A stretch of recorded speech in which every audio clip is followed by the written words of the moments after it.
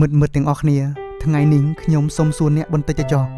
អ្នកធ្លាប់គិតដល់អនាគតខ្លួនឯងពិតដែរឬទេ10ឆ្នាំទៀតតើអ្នកចង់ឃើញខ្លួនឯងឈរនៅចំណុចមួយណាអ្នកចង់ឲ្យគ្រួសារអ្នកមានជីវិតដែលល្អប្រសើរឡើងឬអ្នកចង់បណ្ដោយឲ្យគ្រួសារអ្នកនៅដូចដើមទៅរហូតអ្នកសាកសម្លឹងមើលមុខពុកម៉ែរបស់អ្នកមើលថ្ងៃនេះគាត់នៅតែខំប្រឹងធ្វើការធ្ងន់ដើម្បីអ្នកតែនៅថ្ងៃមួយគាត់គ្មានកម្លាំងទៀតទេហើយដល់ពេលនោះតើអ្នកមានសមត្ថភាពមើលថែគាត់បានឬនៅ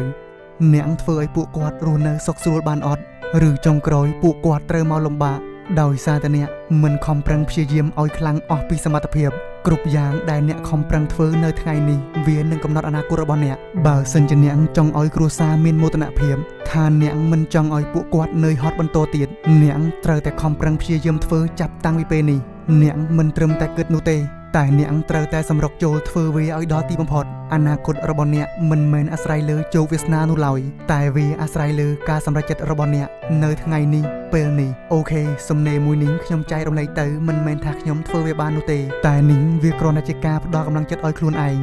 និងចង់ផ្ដល់កម្លាំងចិត្តឲ្យមិត្តដែលបានចូលមកស្ដាប់ស៊ូទាំងអស់គ្នាដើម្បីខ្លួនឯងនិងគ្រួសារត្រូវតែបន្តតស៊ូទៅមុខទៀតកុំបោះបង់ឲ្យសោះណាក្មេងជនបទអភិវឌ្ឍខ្លួន